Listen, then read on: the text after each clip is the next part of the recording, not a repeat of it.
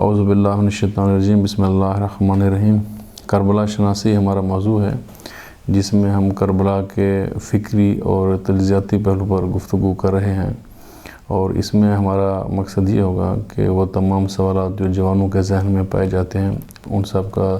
تفصیلی تجزیاتی مختصر مگر جامع شکل میں جواب دیا جائے، یا وہ سوالات جو جوانوں کے ذہن میں نہیں پائے جاتے لیکن ہم چاہتے ہیں کہ ان کی معلومات بھی ان کے پاس ہونی چاہیے اور یہ حقائق ان پر واضح ہونے چاہیے، اور وہ سب ہمارے اس سلسلے مجالس میں زیر بحث آئیں گے انشاءاللہ تعالی۔ پہلا سوال جس پر ہم نے پہلی 2 مجالس میں جس پر گفتگو کی وہ یہ تھا کہ امام حسین کے قیام کا بنیادی ترین محرک کیا ہے، وہ کون سی وجہ ہے جس کی خاطر امام حسین قیام فرماتے ہیں۔ اس پر مختلف آراء جو پیش کی گئیں ان سب کا ہم نے تفصیلی تجزیہ پیش کیا۔ اب ہم دوسرے سوال کی طرف آگے بڑھتے ہیں، جو ایک بہت ہی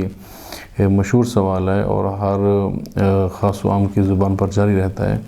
وہ یہ کہ ہم بظاہر دیکھتے ہیں کہ امام حسین علیہ السلام قیام فرماتے ہیں جبکہ امام حسن صلح فرماتے ہیں، اور بظاہر ہمیں ان 2 ائمہ کے اقدام ایک دوسرے کے برعکس نظر آتے ہیں، تو اس کی کیا وجہ ہے؟ یہ اکثر پوچھا جاتا ہے سوال، تو آج ہم اس کی کوشش کریں گے، اور کوشش ہوگی کہ 2 مجالس کے اندر کم از کم اس کو ہم مختصر مگر جامع انداز میں بیان کر سکیں۔ ویسے تو یہ سوال اتنا تفصیل طلب سوال ہے کہ کم از کم ایک اشرہ چاہیے اس کی وضاحت کے لیے، لیکن ہماری کوشش ہوگی کہ ہم 2 مجالس میں اس کو مکمل احاطہ کر سکیں، مگر مختصر مگر جامع شکل میں اس کو بیان کر سکیں۔ اگر ہم مقام معظم رہبری کے تجزیے کی بات کریں، وہ تجزیہ جو ہم نے قیام امام حسین علیہ السلام کے چیپٹر میں مقام معظم رہبری کا تجزیہ بیان فرمایا تھا، تو اس میں 2 فرق رہبر نے بیان کیے تھے اس چیپٹر میں، جس میں امام حسین کا قیام ظاہر بحث تھا، اور یہ فرق بتانے کے لیے کہ امام حسن کے صلح اور امام حسین کی جنگ میں کیا فرق ہے، تو 2 نکات اس چیپٹر میں رہبر نے بیان فرمائے تھے۔ ان میں سے ایک یہ تھا کہ امام حسن کے زمانے میں گو کہ بگاڑ آ چکا تھا، مگر وہ بگاڑ اس حد تک نہیں تھا، یعنی اس کی وہ شدت نہیں تھی جو شدت امام حسین کے زمانے میں تھی، ایک یہ نقطہ بیان فرماتے ہیں۔ اور دوسرا یہ کہ امام حسین کے زمانے میں قیام کے لیے حالات سازگار تھے، جبکہ امام حسن کے دور میں حالات سازگار نہ تھے، اور حالات سازگار کی وضاحت خود ہی رہبر فرما دیتے ہیں کہ یہاں حالات کے سازگار ہونے سے یہ مراد نہیں کہ خوف نہیں ہوگا، خطرہ نہیں ہوگا، جانی نقصان نہیں ہوگا، یہ مراد نہیں ہے، بلکہ حالات کے سازگار ہونے سے یہ مراد ہے کہ اگر ان حالات میں قیام کیا جائے تو قیام اپنا اثر دکھائے گا، اور جس مقصد اور ہدف کے لیے قیام ہوگا وہ ہدف حاصل کیا جا سکتا ہے قیام کے ذریعے۔ اگر یہ حالات ہوں تو اس کا مطلب ہے کہ حالات سازگار ہیں، وہ کہ اس کے اندر قربانیاں ہوں گی، اس کے اندر شہادتیں ہوں گی، اس کے اندر اسارتیں ہوں گی، لیکن ہدف حاصل کیا جا سکتا ہے۔ جبکہ امام حسن کے زمانے میں ایسے حالات تھے کہ اس کے اندر اگر قیام کیا جاتا تو مطلوبہ نتائج حاصل نہیں کیا جا سکتے تھے، اس کا مطلب ہے کہ حالات سازگار نہیں تھے۔ جہاں تک بگاڑ کی بات ہے تو یہ کوئی اتنی ایسا نقطہ نہیں ہے کہ جس کے لیے کوئی بہت زیادہ وضاحت کی ضرورت ہو، ہر ایک کے لیے سامنے واضح ہے کہ شام کے اس وقت کیا حالات تھے، اور پھر امام حسین کے زمانے میں اس کے اندر کیا مزید تبدیلیاں رونما ہوئیں، تو یہ کھلی حقیقت ہے، اس پہ شاید ہمیں اتنی زیادہ بات کرنے کی ضرورت نہ ہو، اور ایک عام عوام کے لیے اس کو سمجھنا کوئی مشکل امر نہیں ہے۔ لیکن جہاں تک یہ دوسرا نقطہ ہے کہ حالات سازگار نہیں تھے، اس کو سمجھنے کی ضرورت ہے، اور یہ جملہ اس قابل ہے کہ اس کی تفسیر کی جائے، اس کی تشریح کی جائے، اور آج کی مجلس ہماری اسی کی تشریح اور تفصیل میں ہوگی، تاکہ ہم یہ بات واضح کر سکیں کہ وہ کیا حالات تھے کہ جن کی وجہ سے ہم کہہ رہے ہیں کہ امام حسن کے زمانے میں حالات قیام کے لیے سازگار نہیں تھے۔ ان حالات کو ہم آپ کی خدمت میں پیش کریں گے، اور امید ہے کہ صورتحال اس کے بعد واضح ہو جائے گی انشاءاللہ تعالی۔ اگر ہم امام حسن علیہ السلام کی سیرت کے حوالے سے بات کریں تو ایک انتہائی مظلوم ترین امام ہیں امام حسن، اور اس حوالے سے کہ کئی طرح کے پروپیگنڈے امام حسن کے حوالے سے اس زمانے میں بھی کیے گئے، اور ان میں سے کوئی پروپیگنڈے آج تک جاری ہیں، اور بعض تو ایسے غیر محسوس انداز میں کیے جاتے ہیں کہ سمجھ بھی نہیں آتا کہ اس کے اندر اصلی بات کیا وہ پہنچانا چاہ رہے ہیں، اور ہم بھی ان کا شکار ہو جاتے ہیں۔ مثلا اس پروپیگنڈوں میں سے ایک پروپیگنڈا یہ ہے کہ امام حسن کثرت ازدواج کرتے تھے، اور مختلف انہوں نے روایت گھڑی کہ اتنی ازدواج کی، اتنی کی، مثلا بعض میں ہے کہ 100 سے زیادہ کی، 120 کی، 150، 250، حتیٰ 300 تک روایات گھڑی گئیں کہ معاذ اللہ امام حسن نے 300 ازدواج کی۔ تو اس کے ذریعے کیا پیغام دینا مقصود ہے؟ انڈائریکٹ، اس کے اندر انڈائریکٹ یہ پیغام دینا مقصود ہے بنی امیہ کی طرف سے کہ امام حسن کثرت ازدواج کرتے تھے، لہٰذا وہ امور حکومت، امور سیاست اور امت کے امور اس سے لا تعلق تھے، یہ اس کے اندر دلچسپی نہیں رکھتے تھے، اور صرف ازدواج کے اندر دلچسپی رکھتے تھے۔ اس لیے اتنی ازدواج ہیں تو حکومت میں جو کہ ان کا انٹرسٹ نہیں تھا، تو اس لیے حکومت انہوں نے بنی امیہ کے حوالے کر دی۔ یہ یعنی امام حسن کی شخصیت کو اس انداز سے مجروح کرنے کی کوشش کی جاتی ہے، اس طرح کی روایات کو گھڑنے کے نتیجے میں۔ اور بعضوں نے تو یہ لکھا کہ امام حسن معاذ اللہ اپنے آپ کو حکومت کے اہل نہیں سمجھتے تھے، یعنی گویا امام کو معلوم تھا کہ میں حکومت کرنے کی صلاحیت نہیں رکھتا، میں یہ نظام حکومت چلا ہی نہیں سکتا، تو اس لیے میں یہ نظام حکومت پھر منتقل کر دیتا ہوں کسی اور شخص کو کہ جو یہ نظام حکومت مجھ سے بہتر انداز میں چلا سکے گا۔ تو یہ ایک اور پروپیگنڈا ہے، وہ وجہ جو صلح جس کی وجہ سے ہوئی اور حکومت امام حسن سے ہٹ کے شامیوں کے حوالے منتقل ہو گئی، اس کی یہ وجہ نہیں تھی کہ امام حسن حکومت کے اہل نہیں تھے یا حکومت کا حق نہیں رکھتے تھے، بلکہ خدا کی طرف سے حق حکومت تھا ہی امام حسن کے پاس، اور اہلیت و قابلیت کے حوالے سے روئے زمین پر امام حسن سے زیادہ کوئی شخص نہیں تھا جو یہ اہلیت رکھتا۔ مگر بارہ لکھنے والوں نے یہ جملہ بھی لکھا، اور بعضوں نے یہ کہا کہ امام حسن کا اصل مذہب بنی امیہ کا مذہب تھا، وہ بنی امیہ کے مکتب کے پیروکار تھے معاذ اللہ، اور خود امام علی کی سیرت کے بھی قائل نہیں تھے۔ مثلا امام علی نے جنگ کی شامیوں کے ساتھ، تو انہی کے ساتھ جا کر امام حسن نے صلح کر دی، گویا امام حسن کی صلح امام علی کی جنگوں کا ایک اختلاف تھا، اور اس جنگوں کے قائل ہی نہیں تھے، ایک مسلمانوں کے آپس میں جو جنگ جاری تھیں اس جنگوں کے قائل نہیں تھے، اور اسی لیے جا کر حکومت ان کے کو منتقل کر دی۔ یہ ایک اور پروپیگنڈا یا ایک امام کی شخصیت پر حملہ ایک ہے، اور ایک اور پروپیگنڈا جو ان سب سے زیادہ کیا جاتا ہے اور آج تک جاری ہے، ہمارے میڈیا چینلز بھی اس کو بہت اٹھاتے ہیں، بالخصوص ماہ رمضان کے اندر جب امام حسن کے ولادت کا یوم ہوتا ہے اور امام حسن کی شخصیت کے حوالے سے گفتگو کرتے ہیں، تو اکثر اس بات کو اٹھایا جاتا ہے کہ امام حسن جو ہے وہ صلح پسند انسان تھا، ان کا مزاج جو ہے وہ صلح والا تھا، تو اس لیے انہوں نے صلح کر لی۔ تو اس کا کیا مطلب ہے؟ اس کے اندر بہت زیادہ توہین ہے، بہت زیادہ حتا کی ہے اہل بیت کی۔ مثلا کہ اگر کسی گروہ سے امام علی جنگ کر رہے ہیں اور اسی گروہ سے امام حسن صلح کر رہے ہیں، اور آپ یہ کہہ رہے ہیں کہ امام حسن نے اس لیے صلح کر لی کیونکہ امام حسن صلح پسند ہیں، تو اس کا کیا مطلب ہے؟ اس کا انڈائریکٹ یہ مطلب ہے کہ آپ یہ کہنا چاہ رہے ہیں کہ امام علی جو ہے وہ صلح کو پسند نہیں کرتے ہیں، یا امام علی جو ہے وہ غیر ضروری جنگیں چاہتے ہیں، غیر ضروری قتل و قتال چاہتے ہیں، یا امام حسین غیر ضروری قتل و قتال چاہتے ہیں۔ تو یہ ایک حملہ ہے اہل بیت کی سیرت کے اوپر، ان کی کردار کشی ہے۔ یہ نہیں کہ صلح پسند تھے یا جنگ پسند تھے تو اس وجہ سے صلح ہوگی یا جنگ ہوگی۔ ظاہر ہے صلح کے یا جنگ کے اپنے اصول ہیں، اپنا اس کا معیار ہے، یہ نہیں کہ جو مزاج پر اس بات کو لے جایا جائے۔ یہیں پر ایک اہم سوال پیدا ہوتا ہے، اور جس کو شہید مطہری نے اٹھایا ہے اور اپنی کتاب میں اس پر بحث بھی کی ہے، اور وہ یہ کہ اسلام کس چیز کا دین ہے؟ آیا اسلام صلح کا دین ہے یا اسلام جنگ کا دین ہے؟ ممکن ہے اس پر مختلف لوگ مختلف آراء دیں۔ پھر شہید مطہری خود ہی اس کی اعلیٰ تشریح بیان کرتے ہیں کہ اسلام اصل میں صلح اور جنگ کے حوالے سے نہ دیکھا جائے، بلکہ اسلام کے اپنے اصول ہیں، اپنے ضوابط ہیں۔ اگر وہ ضوابط صلح کے مطابق ہیں تو پھر اسلام صلح کی حمایت کرے گا، اگر ان ضوابط میں جنگ بنتی ہے تو اس وقت اسلام جنگ کی بات کرے گا۔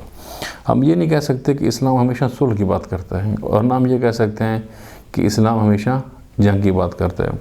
مثلا ہم رسول خدا کی اگر زندگی کو دیکھیں تو رسول خدا نے 13 سال جو مکہ میں جد و جہد کی، اس کے اندر کہیں جنگ نہیں ہے، بلکہ اس کے اندر صبر ہے، اور جو کفار کے مظالم ہیں اس کے رد عمل رسول خدا نے صرف یہی کہا کہ آپ صبر کریں، اور کتنی دفعہ صحابہ نے آ کر اجازت مانگی کہ ہم جنگ کریں، مقابلہ کریں،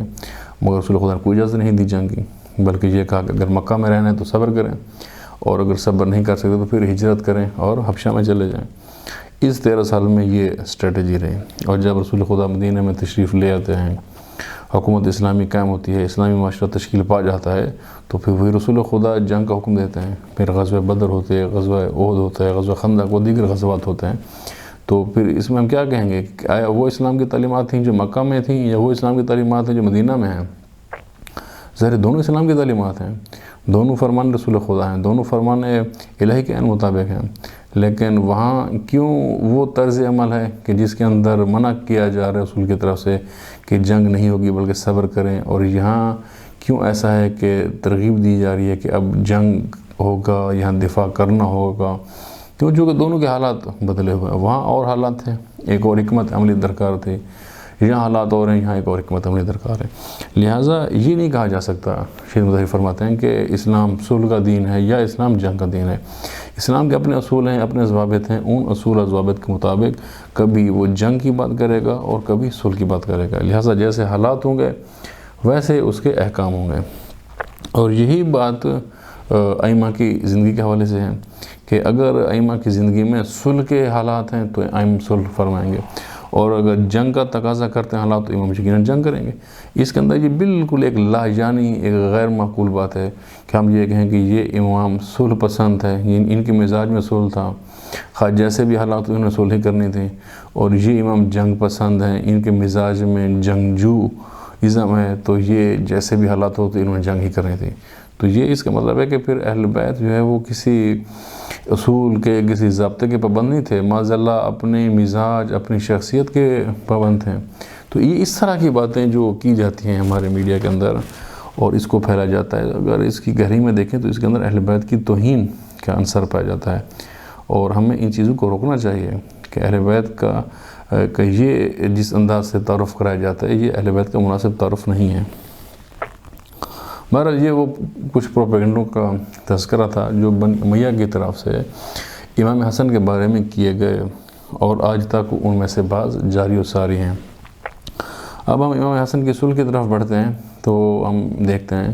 کہ 21 ماہ رمضان کو 40 ہجری میں امام علی علیہ السلام شہید ہو جاتے ہیں اور اس دنیا سے تشریف لے جاتے ہیں۔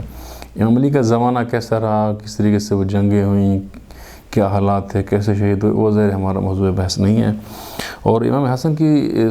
سیرت بھی ہمارا موضوع بحث نہیں ہے۔ ہمارا اصل موضوع کربلا شناسی ہے، کربلا سے ریلیٹڈ جو ڈائریکٹ یا انڈائریکٹ کویسچنز ہیں چونکہ ان کو ہم نے ایڈریس کرنا ہے، اور انڈائریکٹ کویسچنز میں سے یہ کویسچن آ جاتا ہے کہ امام حسن نے کیوں صلح کی، اور پھر چونکہ یہ کربلا کے لیے ماحول سازی کا کردار ادا کرتی ہے صلح، تو کربلا سے بھی بہرحال اس کا ایک انڈائریکٹ رابطہ ہے، اور جب یہ سوال آتا ہے کہ امام حسین کی جنگ اور امام حسن کی صلح، تو اس سوال میں بھی بہرحال ایک انڈائریکٹ رشتہ اس سوال کا کربلا سے جڑ جاتا ہے، اسی لیے ہم نے اس کو موضوع بحث رکھا ہے۔ ہمارا موضوع صرف امام حسن کی صلح ہے، خود امام حسن کی سیرت اور امام حسن سے پہلے والے حالات و واقعات وہ ہمارا موضوع نہیں ہے۔ بہرحال امام علی کی شہادت کے بعد جب امام حسن کی امامت قائم ہوتی ہے تو وہاں سے ہم صلح کی طرف جو حالات و واقعات ہیں ان کو دیکھتے ہیں۔ امام حسن کی امامت میں کچھ تو وہ لوگ جنہوں نے امام کو امام کے طور پر قبول کیا وہ تھے جو اعتقادی طور پر امام کو امام مانتے تھے، جن کا عقیدہ تھا کہ امام علی جو ہے وہ خلیفہ بلا فیصلہ ہیں، تو ان کے بعد وہ امامت اور ولایت و خلافت ان کے بیٹے امام حسن کو منتقل ہوتی ہے۔ ایک یہ لوگ تھے جو اعتقادی طور پر امام کو امام مانتے تھے، اور یہ لوگ اقلیت کے اندر تھے، اکثریت میں نہیں تھے۔ اور ایک طبقہ جنہوں نے امام حسن کی رہبریت کو، ان کی قیادت کو، ان کی امامت کو قبول کیا وہ کوفی تھے، اور کوفیوں کا امام حسن کو بطور امام قبول کرنا وہ کسی اعتقادی مسئلے کی وجہ سے نہیں تھا۔ یہاں ہم کوفیوں سے مراد اکثریت کوفی مراد لے رہے ہیں، وہ کسی اعتقادی مسئلے کی وجہ سے امام کو حاکم کے طور پر قبول نہیں کر رہے تھے، ایک لیڈر، ایک پیشوا کے طور پر نہیں قبول کر رہے تھے کہ وہ یہ مانتے ہوں کہ اللہ کی طرف سے یہ رہبر ہیں، بلکہ اس کی کچھ اور وجوہات تھیں، اور وہ یہ تھی کہ چونکہ کوفہ اور شام آپس میں مد مقابل تھے، ایک جنگی کیفیت میں تھے، ایک طرف سے شامی لشکر تھا جس کی قیادت امیر شام کر رہے تھے، اور ایک طرف سے کوفہ ہیڈ کوارٹر تھا، ایک جنگی شہر تھا، ایک چھاؤنی تھی جس کی قیادت امام علی علیہ السلام کر رہے تھے، اور پھر امام علی شہید ہو جاتے ہیں، تو اب پھر اس محاذ کی قیادت امام حسن سنبھالتے ہیں۔ تو کوفی کسی بھی صورت میں ظاہر شامیوں سے مغلوب نہیں ہونا چاہتے تھے، اور یہ نہیں چاہتے تھے کہ شامی ان پر غلبہ پالیں، ان کے حقوق کو غصب کریں اور ان کے ساتھ ناروا سلوک کریں۔ تو شامیوں کا مقابلہ کرنے کے لیے حتماً انہیں کسی ایسے لیڈر، ایسے پیشوا کی ضرورت تھی جو شامیوں کا مقابلہ کریں، اور وہ اس وقت امام حسن کے علاوہ کوئی اور شخصیت ایسی موجود نہیں تھی۔ لہٰذا اس وجہ سے وہ امام حسن کی امامت کے اندر آئے، اور یعنی گویا ان کے پاس کوئی اور آپشن نہیں تھا، کوئی اور چارہ کار نہیں تھا، تو انہوں نے امام حسن کو بطور قائد، بطور امام قبول کر لیا۔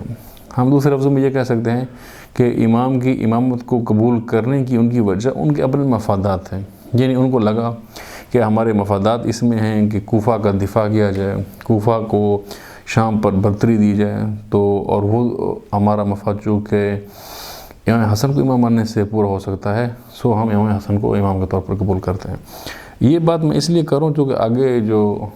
واقعات آئیں گے اس کے اندر ہمیں اس تجزیے کی ضرورت رہے گی۔ یہ وجہ تھی جس کی وجہ سے قبول کیا، اور یہ جو میں تجزیہ آپ کے سامنے ابھی بیان کر رہا ہوں کہ یہ افراد شامل تھے، یہ رسول جعفریان کا تجزیہ ہے، جو ایران کے اندر اس وقت سب سے زیادہ ایک محقق تاریخ دان کے طور پر مانے جاتے ہیں، اور ان کی اسپیشلٹی ہسٹری کے اندر بھی ان کی اسپیشلٹی شیعہ ہسٹری ہے۔ تو یعنی ایک وہ طبقہ جو اعتقادی طور پر مانتا تھا، اس نے امام کی امامت کو قبول کیا، ایک طبقہ جس نے حالات کا تقاضا سمجھتے ہوئے اپنے مفادات کے لیے امام کو بطور امام قبول کیا، یہ اہل کوفہ تھے، اور پھر بعد میں حجاز کے اندر بھی امام کی بیعت کر لی گئی۔ حجازی کو اتنی زیادہ امام سے عقیدت و محبت نہیں رکھتے تھے، لیکن امیوں کے مقابلے میں بہرحال وہ اہل بیت کو ترجیح دیتے تھے، لہذا یہاں پر انہوں نے امام کی امامت کو قبول کر لیا بطور امام۔ البتہ کوئی اس سے زیادہ امام کی نصرت، مدد اس حد تک وہ سامنے نہیں ہے، اور باقی شام اور شام سے کے زیر اثر جو علاقے تھے انہوں نے یقیناً امام کو بطور امام قبول نہیں کیا، بلکہ امام کے مقابلے کے لیے سرفراہ ہوئے، اور ظاہر ہے وہ لشکر شام جو امام علی کے زمانے میں جس طرح سے سرگرم تھا وہ ابھی بھی ویسا ہی تھا۔ تو بہرحال یہ وہ حالات ہے کہ جو امام حسن نے جب امامت سنبھالی جو ان کو پیش آئے۔ امام حسن ایک حوالے سے بھی انتہائی مظلوم امام ہیں، اور اس حوالے سے خیر امام علی بھی بہت مظلوم امام تھے، اور وہ یہ کہ ان ائمہ کو کوفی دوست ملے اور شامی دشمن ملے۔ ان دونوں کو دیکھیں تو یہ بہت ہی خطرناک پہلو ہے دونوں کے اندر، یعنی کہ اگر کسی کو دوست کوفی ملیں تو خود یہ کوفی دوست ہی کافی ہیں اس انسان کو تمام تر مشکلات میں ڈالنے کے لیے، کسی دشمن کی ضرورت ہی نہیں ہے، کیونکہ آپ دیکھیں کوفی خود ایک ضرب المثل بن چکا ہے بے وفائی کے، یعنی کوفی یعنی کہ ہزار چہرہ رکھنے والے، دھوکہ دینے والے، دغا دینے والے، یہ بن جاتے ہیں دوست امام کے، اور شامی جو کہ دشمنی کی شدت رکھتے ہیں، انتہا کی دشمنی کرتے ہیں، بے رحم دشمنی کرتے ہیں، وہ دشمن ہیں، یعنی دشمن ایسا اور ادھر سے جو دوست ملے وہ بھی ایسا۔ تو ان دوست اور دشمن جو حقیقت میں دونوں ہی دشمن ہیں، ان کے اندر گھرے ہوئے ہیں امام حسن، اور امام علی کا بھی زمانہ انہی میں گزرا، لیکن چونکہ وہ موضوع نہیں ہے تو ہم اس پہ بات نہیں کر رہے، اور امام حسن بھی انہی میں گھرے ہوئے ہیں کہ کوفیوں جیسے دوست ملے اور شامیوں جیسے بدترین ثقافتی دشمن ملے۔ اب ہم دیکھتے ہیں کہ یہ دوست اور دشمن کیسے تھے۔ دشمن پہ شاید ہمیں زیادہ بات کرنے کی ضرورت نہ ہو، چونکہ دشمن تو بہرحال دشمن ہوتا ہے، اور اس سے تو توقع بھی نہیں ہوتی کہ وہ ساتھ دیں گے یا مدد دیں گے، ظاہر اس نے دشمنی اور مخالفت ہی کرنی ہوتی ہے، ان کے بارے واضح ہے۔ لیکن ہم دوستوں کو دیکھتے ہیں کہ جو امام حسن کے دوست تھے، جہاں سے امام حسن کو اوان و انصار ملنے تھے، اور جن کے بل بوتے پر امام نے جنگ کو آگے بڑھانا تھا، اپنی حکومت کا نظام چلانا تھا، وہ کیسے تھے ان کو دیکھتے ہیں۔ کوفہ کے اندر جو کہ ایک بڑا ٹائم امام علی نے گزارا، اور امام علی سے بہتر کوئی بھی شخص کوفیوں کو نہیں سمجھتا، تو اس لیے پہلے ہم امام علی کے فرمان نقل کر دیتے ہیں کوفیوں کے حوالے سے، تاکہ آپ پر واضح ہو جائے کہ جس طبقے سے امام حسن کو واسطہ پڑا وہ لوگ کیسے تھے۔ امام علی کا ایک فرمان نہج البلاغہ کے اندر موجود ہے، جس کے اندر امام یہ فرماتے ہیں کہ دنیا کے اندر جتنی بھی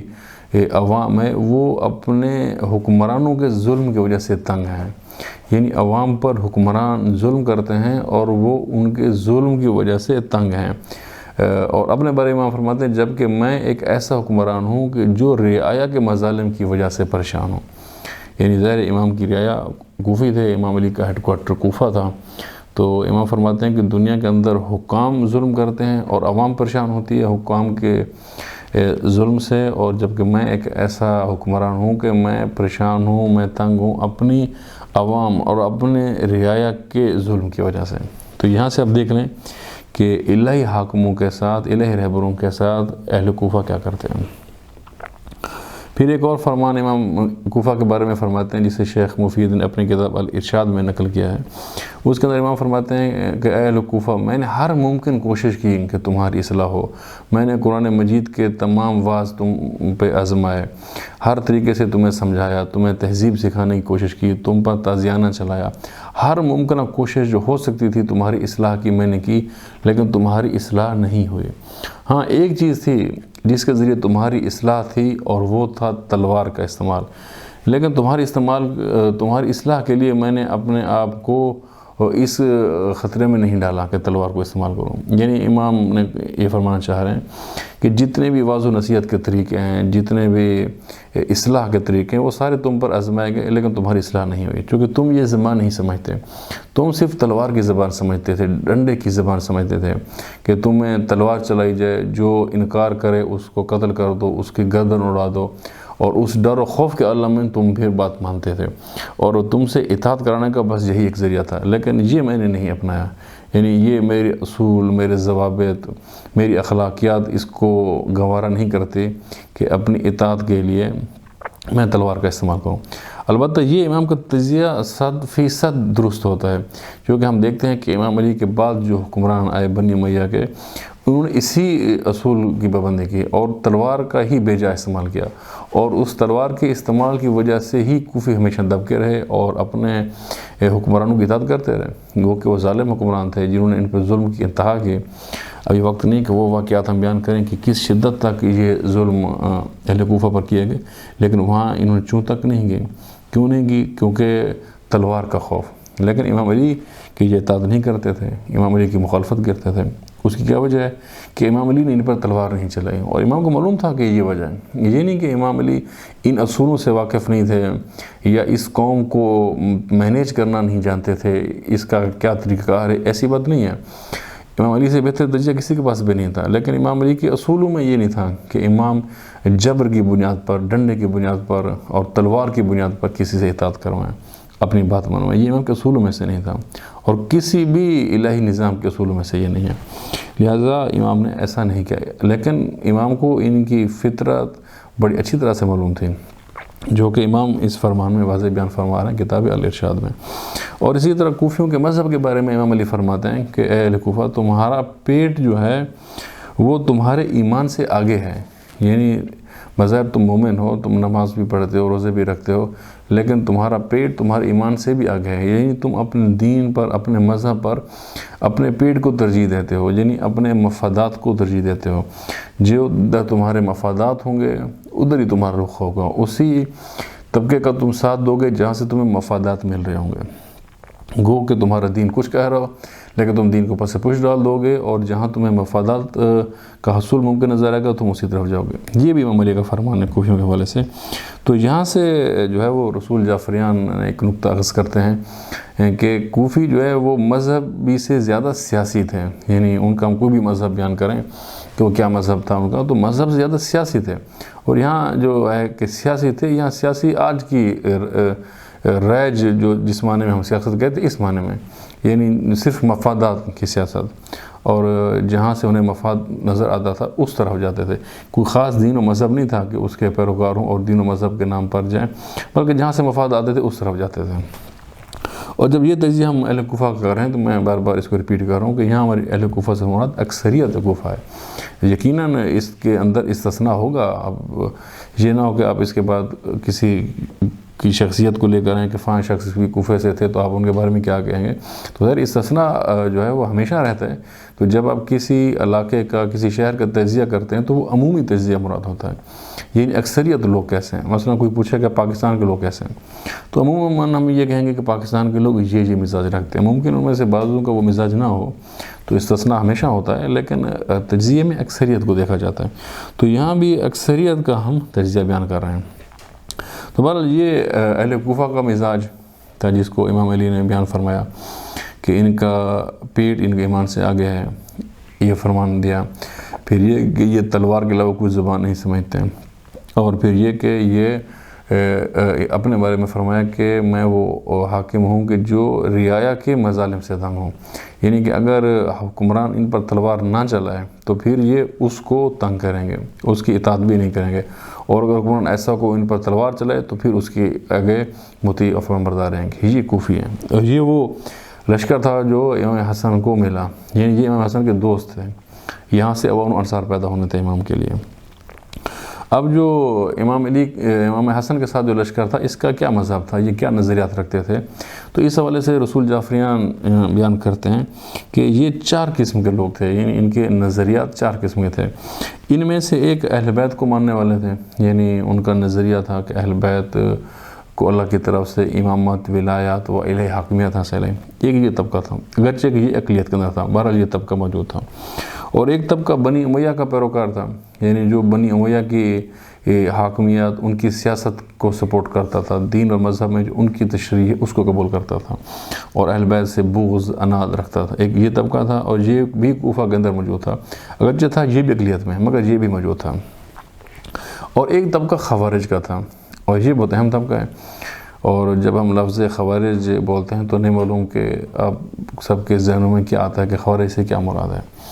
اور ہمارے پاس اب اتنی فرصت بھی نہیں ہے کہ ہم اس پوری تفصیل میں جا سکیں۔ بہرحال 1 یا 2 منٹ کے اندر اگر ہم اس کا مختصر طرف بیان کر دیں کہ خوارج اصل میں دیندار لوگوں کا ہی ایک گروہ تھا، اور یہ گروہ امام علی کی امامت کا قائل تھا، امام علی کی امامت و خلافت کو قبول کرتا تھا، اور دیندار گروہ تھا، بے دین نہیں تھا، لیکن دین کی بنیادی فہم، بنیادی معرفت سے بالکل نابلد تھا،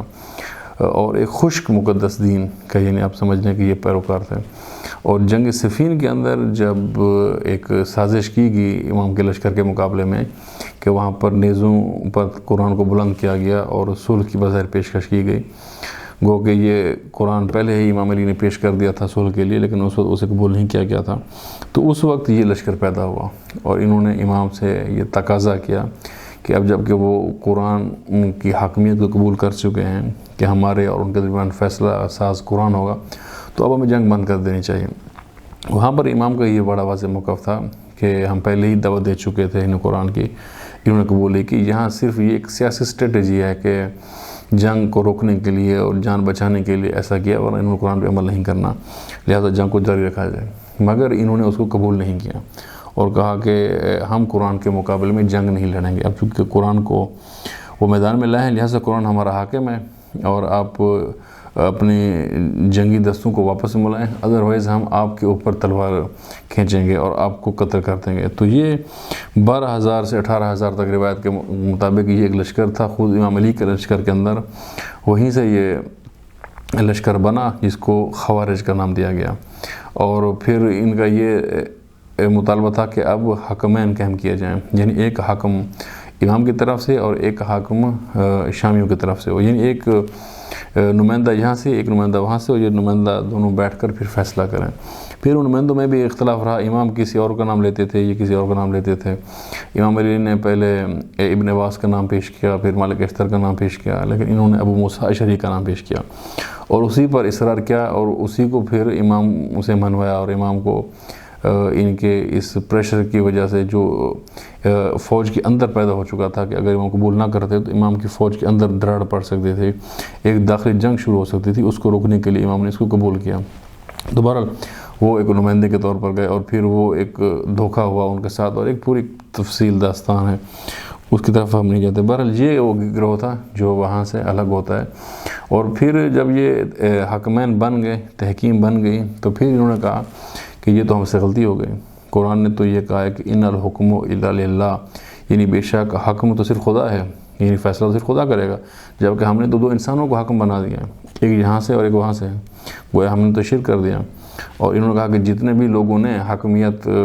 بنانے کے فیصلے کی تائید کی ہے، بس یہ سب کے سب کافر ہیں، اور کہا کہ ہم نے بھی کفر کیا ہے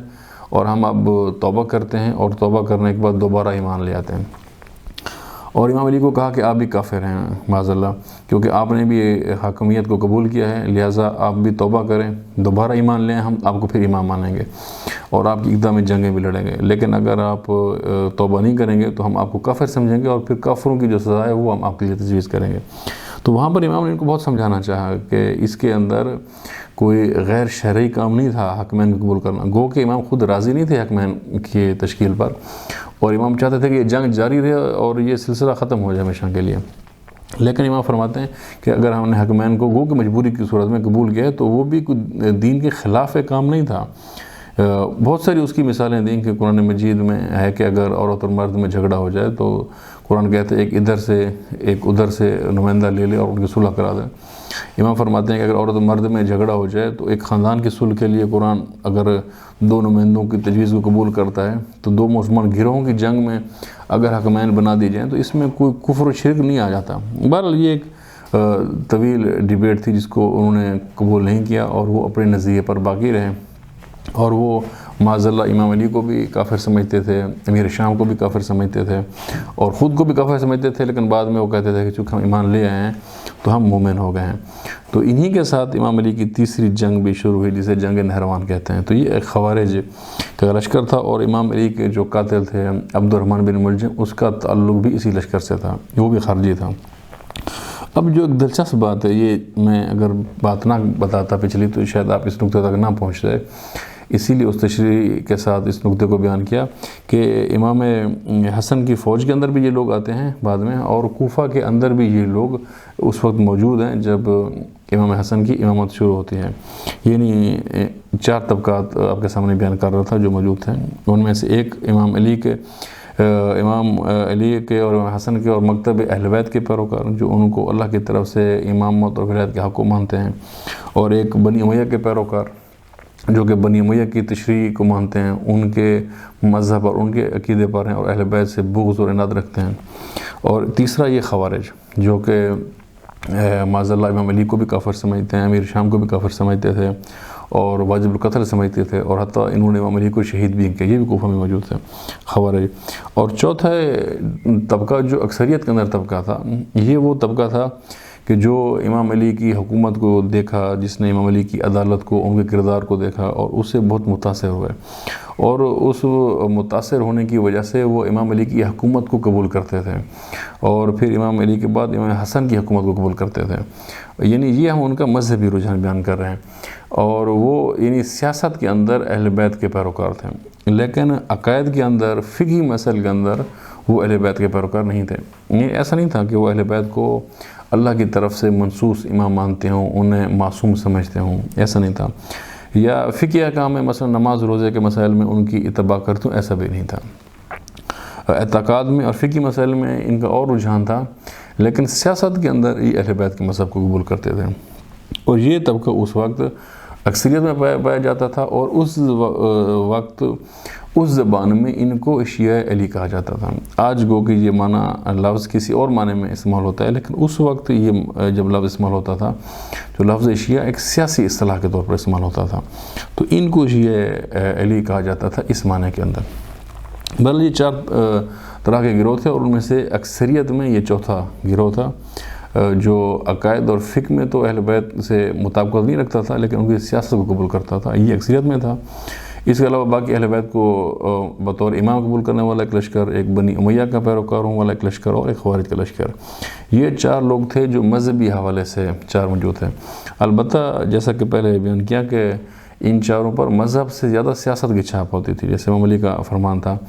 کہ ان کا پیٹ ان کے ایمان سے آگے، گو کہ مذہبی رجحان یہ تھا، یہ تفکر تھا، لیکن مذہب پر بھی وہ یہ سب جس کو فوقیت دیتے تھے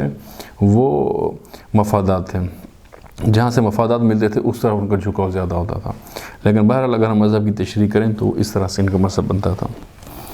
اور ان حالات کے اندر جہاں اس طرح کے حالات ہیں، وہاں پر امام حسن اپنی امامت کا آغاز کرتے ہیں، اور آغاز امامت میں ہی حاکم شام کو ایک خط لکھتے ہیں امام، اور اس کے اندر اپنی امامت کو ثابت کرتے ہیں، اپنی فضیلت کو بیان کرتے ہیں، اور حاکم شام کو یہ دعوت دیتے ہیں کہ وہ امام کی امامت کو قبول کریں اور ان کی بیعت کریں۔ اس کے جواب میں وہ اس خط کا جواب لکھتے ہیں جس میں وہ امام حسن کے مقام اور فضیلت کو قبول کرتے ہیں، وہ اعتراف کرتے ہیں کہ امام حسن کو یہ مقام حاصل ہے، ان کی فضیلت ہے، لیکن ساتھ ہی وہ یہ کہتے ہیں کہ اگر مجھے معلوم ہوتا کہ امور حکومت چلانے میں آپ مجھ سے بہتر ہیں، آپ کا تجربہ مجھ سے زیادہ ہے، یا آپ بہتر طریقے سے یہ نظام چلا پائیں گے تو میں یقیناً آپ کے حوالے کر دیتا، لیکن چونکہ میں تجربہ زیادہ رکھتا ہوں اور بہتر طریقے سے یہ نظام چلا سکتا ہوں تو اس لیے یہ حکومت آپ میرے حوالے کر دیں۔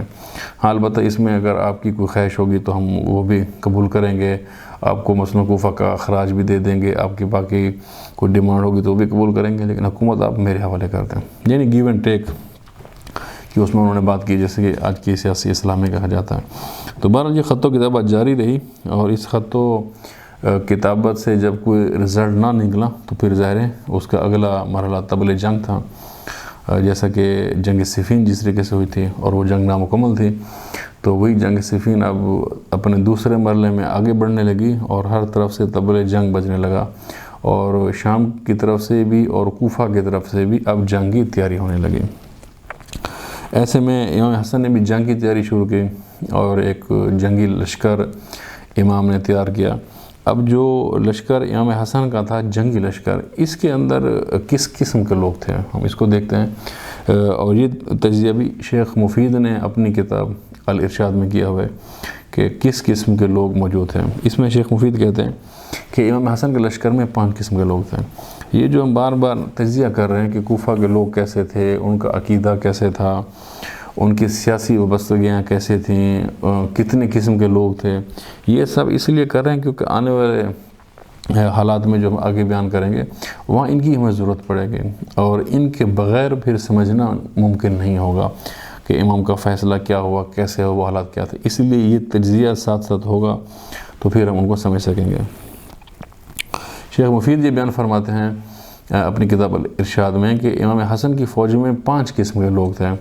یعنی ایک قسم کے لوگ نہیں تھے، یکجا نہیں تھے، بلکہ منتشر تھے، مختلف تھاٹس تھے ان کی، اور 5 قسم کے تھاٹس رکھتے تھے یہ لوگ۔ ان میں سے ایک طبقہ وہ تھا جو جیسا ہم نے پہلے بیان کیا، جو امام حسن کو امام مانتا تھا،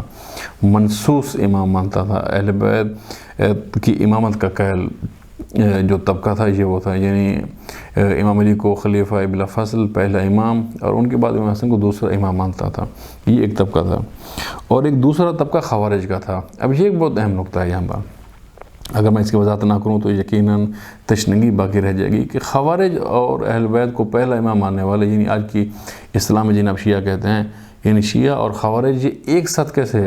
جمع ہو گئے؟ وہ کہ ایک طرف سے یہی خوارج جو ہے وہ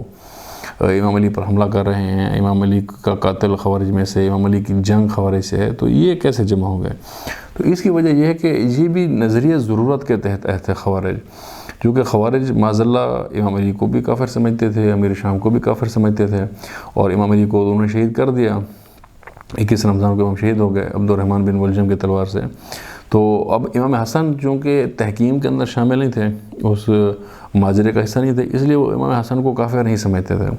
اور نہ ہی امام حسن سے ان کا یہ مطالبہ تھا کہ آپ توبہ کریں۔ لہٰذا انہوں نے امام حسن کی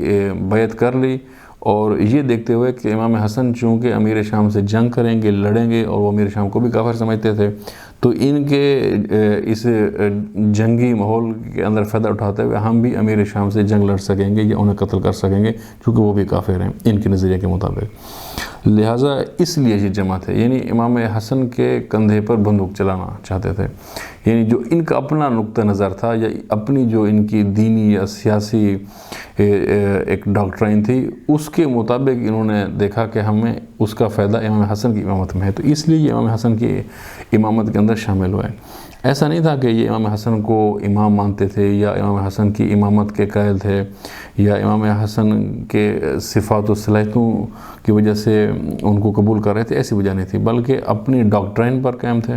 اور اس ڈاکٹرائن پر عمل کرنے کے لیے بطور وسیلہ، بطور ٹول یہ امام حسن سے استفادہ کرنا چاہ رہے تھے۔ حتیٰ جب بعض روایت میں یہ بھی ہے کہ جب یہ گروہ بیعت کرنے آیا امام حسن کے ہاتھ پر خوارج، تو پہلے انہوں نے ایک مشروط بیعت کی اور کہا کہ اگر آپ جنگ کریں گے تب ہم آپ کے ہاتھ پر بیعت کرتے ہیں۔ تو امام حسن نے فرمایا کہ مجھے ایسی بیعت کی ضرورت نہیں ہے جو مشروط ہو، اگر آپ نے بیعت کرنی ہے تو غیر مشروط بیعت کریں، اور مجھے اختیار ہوگا کہ میں چاہوں تو جنگ کروں، چاہے تو صلح کروں، جو بھی فیصلہ کروں میں آزاد ہوں گا۔ اور اگر آپ شرط لگانا چاہتے ہیں آپ بے شک بیعت نہ کریں، آپ آزاد ہیں، آپ جائیں، مجھے آپ بیعت کی ضرورت نہیں ہے۔ تو اس کے بعد دوبارہ پھر وہ آئے اور پھر غیر مشروط انہوں نے بیعت کی۔ تو ان کا پہلے آنا اور شرط لگانا وہ ثابت کرتا ہے کہ ان کا اپنا ایک مقصد تھا، اپنا ایک ایجنڈا تھا۔ وہ امام حسن کو تقویت دینے کے لیے، امام حسن کی نصرت کے لیے، ان کی مدد کے لیے نہیں آئے تھے، بلکہ اپنا ایجنڈا تھا جس کے لیے امام حسن کو بطور ٹول وہ استفادہ کرنا چاہ رہے تھے۔ بل یہ طبقہ موجود تھا۔ البتہ یہ دونوں جو طبقات تھے یہ دونوں اقلیت کے اندر تھے، ان میں سے کوئی بھی طبقے کو کوفہ میں اکثریت حاصل نہیں تھی۔ اکثریت ایک تیسرے طبقے کو حاصل تھی، اور یہ وہ طبقہ تھا جس کے بارے میں شیخ مفید کہتے ہیں کہ یہ مال غنیمت کا لالچی طبقہ تھا، یعنی اس سے کسی سے غرض نہیں تھی کیا دین ہے، کیا مذہب ہے، کوفی کیا کر رہے ہیں، شامی کیا کر رہے ہیں، کدھر کیا ہو رہا ہے، انہیں صرف مال غنیمت سے غرض تھی۔ اور انہیں یہ تھا کہ جو کہ امام حسن کے پاس خلافت ہے، امامت ہے، حاکمیت ہے، اور وہ کہ جنگ کریں گے شامیوں سے، اور اس جنگ میں اگر وہ فتح یاب ہوں گے تو یقیناً بہت سا مال غنیمت بنے گا، اور وہ مال غنیمت ہم لائیں گے۔ تو یہ بھی امام حسن کی فوج کے اندر شامل تھے۔ یہ ہم تجزیہ ان لوگوں کا کر رہے ہیں جو امام حسن کی فوج کے اندر ہیں، اور 5 طبقات، 5 تھاٹس رکھنے والے۔ تو ان میں سے اکثریت طبقہ جو امام حسن کی فوج میں تھا وہ یہ تھا، جو لالچ کے لیے آیا ہوا تھا تاکہ جب فتح ہو تو پھر وہ اپنا مال غنیمت وہاں سے حاصل کر سکیں۔ اور ایک چوتھا طبقہ شیخ مفید کہتے ہیں وہ تھا جو علاقائی تعصب کی وجہ سے امام کے ساتھ تھا، یعنی جو کہ ایک جنگ اس معنی میں تھی کہ عراق بمقابلہ شام یا کوفہ بمقابلہ شام یا دمشق، تو اس کے اندر وہ چاہتے تھے کہ کوفہ کو سربلندی ملے، کامیابی ملے، اور شامیوں کو سرنگوں کریں۔ تو یہ ایک علاقائی تعصب تھا، یہ علاقائیت کا ایک جذبہ رکھتے تھے، اس لیے وہ آئے ہوئے تھے۔ انہیں امام حسن سے غرض نہیں تھی، کوفہ کی طرف سے، عراق کی طرف سے، خواہ امام حسن ہوتے یا کوئی بھی ہوتا، انہوں نے اس کا ساتھ دینا تھا، اور وہ ساتھ کس بنیاد پر دینا تھا؟ علاقائیت کی بنیاد پر۔ اور یہ جذبہ آج بھی ہم دیکھتے ہیں مختلف علاقوں کے اندر پائے جاتے ہیں، آپ اسے قومیت کہہ سکتے ہیں، نیشنلزم کہہ سکتے ہیں، علاقائیت کہہ سکتے ہیں۔ تو یہ وہ جذبہ تھا، ایک طبقہ یہ رکھتا تھا۔ اور 5واں طبقہ کیا تھا؟ شیخ مفید کہتے ہیں یہ عام عوام تھے، ان کی کوئی سوچ نہیں تھی، کوئی نظریہ نہیں تھا، کوئی تفکر نہیں تھا، یہ عام عوام تھے۔ اور یہ اس لیے ساتھ ہے چونکہ عام عوام کا یہ ہوتا ہے کہ انہیں ہوا کا رخ دیکھنا ہوتا ہے۔ اگر سب ایک کام کر رہے ہوں تو یہ بھی اسی طرف چل پڑیں گے، اگر لوگ اور کام کریں تو یہ بھی اسی طرف کریں گے۔ مثلا اگر آپ دیکھیں کہ کوئی شخص مشہور ہو اور سب لوگ اس کی تعریف کر رہے ہوں تو یہ بھی عام عوام اسی کی تعریف میں لگ جائیں گے، لوگ کسی کے خلاف ہو جائیں تو یہ بھی اس کے خلاف ہو جائیں گے۔ ان کی اپنی سوچ، اپنی فکر، اپنا کوئی نظریہ، اپنی کوئی تجزیہ، کوئی تحلیل، کچھ بھی نہیں ہوتا۔ یہ بس جو سے باقی عام لوگ کر رہے ہیں یہ بھی وہی کر رہے ہوتے ہیں۔ تو چونکہ ایک جنگ کا ماحول تھا اور سب جنگ کی تیاری کر رہے تھے، تو یہ بھی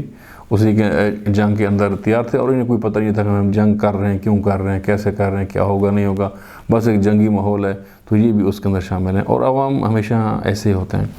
عوام کو ہم اسی لیے کہتے ہیں کہ وہ اپنی کوئی سوچ نہیں رکھتے، تو وہ اسی طریقے سے چلتے ہیں۔ بہرحال اگر ہم یہاں پر خلاصہ کریں تو امام حسن کے ساتھ امام کے لشکر میں جو لوگ تھے وہ شیخ مفید کی اس روایت کے مطابق 5 قسم کے لوگ تھے۔ اس میں سے ایک طبقہ وہ تھا جو امام حسن کو امام مانتا تھا، جسے آج کی زبان میں آپ شیعہ کہتے ہیں، یہ تھا۔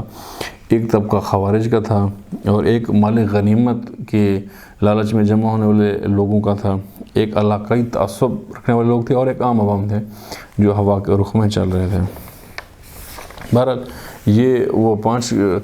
طرح کی سوچ رکھنے والے لوگ تھے جو ایک لشکر میں جمع تھے، اور جس لشکر کی قیادت امام حسن کر رہے تھے، اور جس کی قیادت کرتے ہوئے امام حسن شامی لشکر کا مقابلہ کرنا چاہ رہے تھے، اور اس مقابلے کے لیے امام روانہ ہوئے۔ بہرحال گفتگو ہماری طویل ہے، تو آج کی نشست کو ہم یہیں پہ اختتام کرتے ہیں، اور ابھی کافی گفتگو رہتی ہے، کوشش کریں گے ہم اگلی نشست میں اس کو مکمل کر سکیں۔ اور اللہ تعالیٰ سے ہماری دعا ہے کہ خدا تعالیٰ ہمیں امام حسن کی فکر کو سمجھنے کی، اس کو پھیلانے کی اور اس پر عمل کرنے کی توفیق عطا فرمائے۔ السلام ورحمۃ اللہ وبرکاتہ۔